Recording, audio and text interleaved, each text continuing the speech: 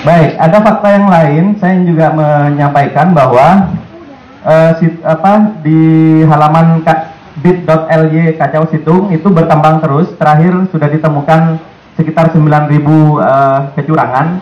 Itu ditemukan oleh robot, bukan laporan masyarakat. Jadi robot program yang dibuat oleh teman-teman IT itu sudah menemukan sekitar 7.900 lebih. Sekarang terus berkembang, setiap hari berkembang. Dan makin mereka mengubah-ubah, makin ketahuan nanti. Alhamdulillah kami inisiatif sejak Selasa sore, saya dan Bang Abi dengan teman-teman alumni perguruan tinggi bersepakat untuk membuat robot yang bisa memotret halaman KPU dari menit ke menit. Jadi saya hanya memerlukan 50 sampai 100 laptop untuk mengetahui sebuah TPS ini dipermainkan apa tidak angkanya. Jadi saya mungkin ada KPU atau perwakilan yang hadir di sini, tolong jangan dimainkan lagi. Jangan yang sudah curang dibenerin, kemudian diubah lagi, dilaporkan di sini dibenerin, tapi nanti curangnya dipindah ke yang lain. Nah ini jangan sampai seperti itu, karena kita punya rekamannya dari menit ke menit. Setiap halaman sampai ke TPS. Jadi nanti boleh di-query, boleh ditanya ke mesin kami, TPS ini pernah berubah berapa kali angkanya. Ya. Jadi dan sistem ini kami tidak menghabiskan 24 triliun. Ya. Jadi sistem saya hanya perlu menyewa laptop 700.000 kali 100 laptop. Cuma 70 juta. Saya hanya memerintahkan staf saya 2 hari membuat aplikasinya. Saya kemudian hosting di bukan hosting ya, menyewa server hanya $80 sebulan. Hanya 1 juta saja. Jadi nggak sampai 100 juta, KPU ini sudah hilang kredibilitasnya. Ya. Jadi nggak perlu bukti aneh-aneh. Itu ya. Dan saya cukup kerahkan 1 tentara lulusan SMK. Saya buktikan ijazahnya ya. Nggak usah doktor, nggak usah profesor. Sedangkan kita punya profesor banyak. Kita kasih aja, biar staf saya itu duduk, suruh nyalakan laptopnya, kemudian nyalakan, nggak usah bicara. Nanti setiap orang bisa query nanya di mana saja kecurangan itu, gitu ya.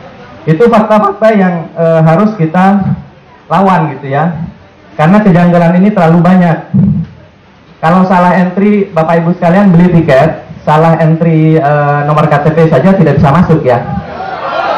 Nama Bapak ditukar, ditaruh di nomor KTP, nomor KTP-nya di nama Bapak atau nama Ibu ya. Kira-kira bisa pesan tiket atau tidak? Baik.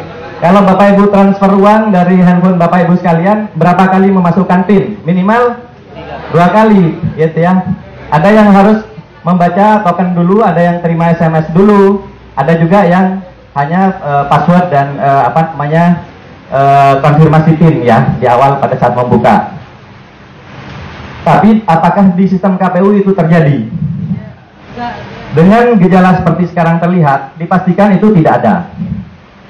Padahal itu adalah standar keamanan yang standar sekali, yang paling rendah. Sedangkan kita bisa melihat komposisi server dan sebagainya yang ada di KPU itu sekarang, itu bagaimana akses door-nya, kemudian ada log orang yang keluar masuk di situ. Username password yang didaftarkan itu apakah passwordnya dikirim lewat handphone atau dikirim lewat printout atau apa, gitu ya.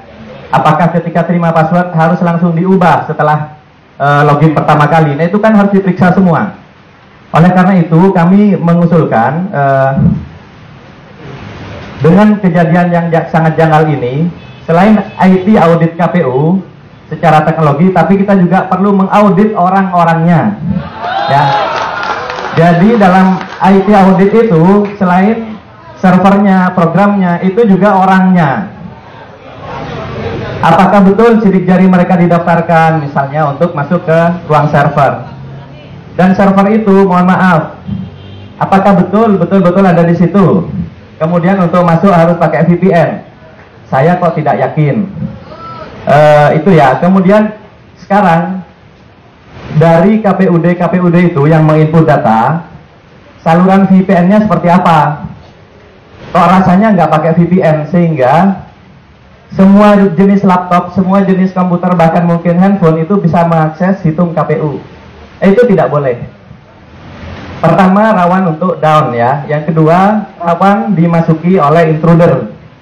Yang ketiga, ya sudah, saya yang paling curiga, yang ketiga adalah social engineering. Jadi password-password itu memang sembarangan dikasih, atau dikasih ke orang-orang tertentu yang mengamati angka-angka yang gampang dimanipulasi. Misalnya 11, jadi 111. Dia nggak nginput misalnya 211, dia bikin 111.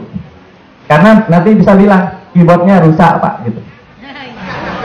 Itu ya, jadi lebih memilih nambah di depan daripada nambah 0 di belakang. Lebih banyak yang seperti itu kasusnya. Kemudian punya kita berapa, ada silang 111, silang 11, dimasukkan 111. Nanti bilang Pak maaf Pak ngantuk. Nah yang seperti ini boleh jadi